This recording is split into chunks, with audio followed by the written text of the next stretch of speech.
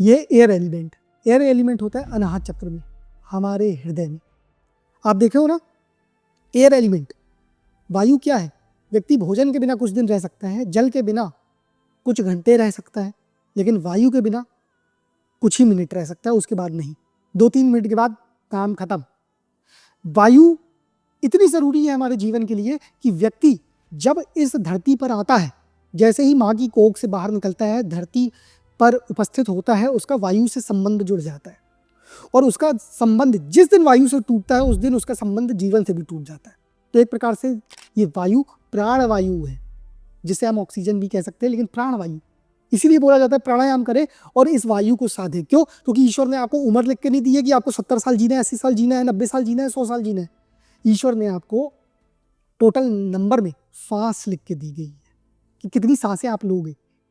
प्राणायाम के माध्यम से जब आप इन सांसों को कम कर देते हैं प्रति मिनट, तो आपकी आयु बढ़ जाती है। कछुआ लगभग 1 मिनट में 3 से 4 सांस लेता है, इसीलिए वो 150 साल, 200 साल, 300 साल तक जीता है।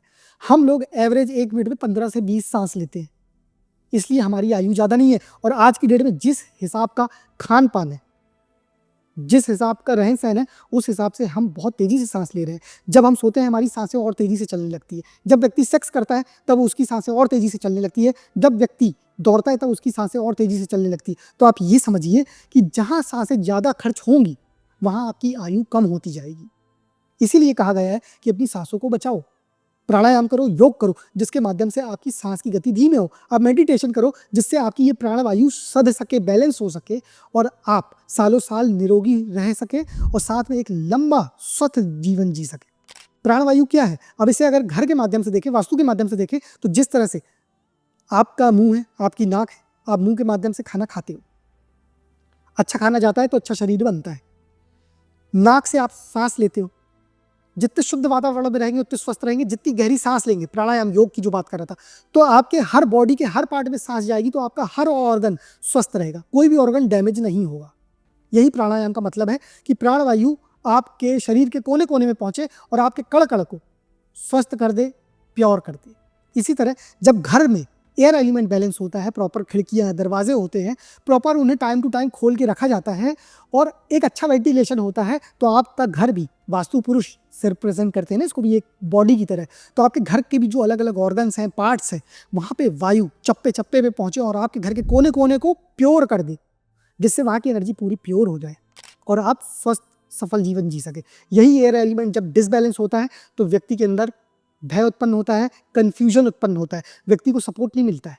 मैं आगे आने वाली क्लासेस में आपको बताऊंगा कि ये अलग अलग तत्व किस डायरेक्शन में उपस्थित रहते हैं और इन्हें किस तरह बैलेंस किया जा सकता है और इनके बैलेंस ना होने में कौन कौन सी प्रॉब्लम आती है। लेकिन फिर भी अभी नॉलेज बेस पे आपको बता दूं कि अगर वायु तत्व डिसबैलेंस होता है, तो हमारे अंदर कन्फ्यूजन आता है, एंजाइटी आती है और हम भय में रहते हैं। बहुत से लोग जिनके यहाँ ये दिक्कत रहती है कि वो लॉक लगा के आते हैं, उन्हें बार बार लगता है कि मैंने ताला लगाया कि नहीं, वो बार बार जाके चेक करते हैं। या फिर गैस बंद करके आते हैं, उन्हें लगता है कि मैंने गैस स्टोव बंद किया कि नहीं, कहीं मैंने खुला तो नहीं छोड़ दिया। ये जो अनचाहा सा डर है, ये वायु तत्व का डिसबैलेंस रूप है। मतलब आपके घर का एयर एलिमेंट बैलेंस नहीं है और अगर आपको सपोर्ट नहीं मिल रहा है रिश्तेदारों का, बाहर का, तो आप समझ लो कि आपका वायु तत्व गड़बड़ है।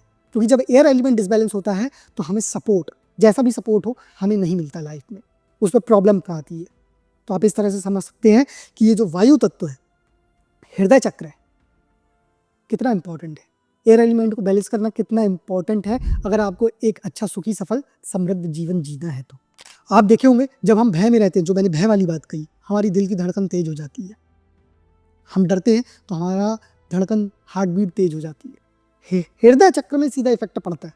यही मैं कह रहा था, अनचाहा डर जो होता है ना, ये भय, इसको बैलेंस कर लीजिए, भय नहीं लगेगा। ये है वायु तत्व।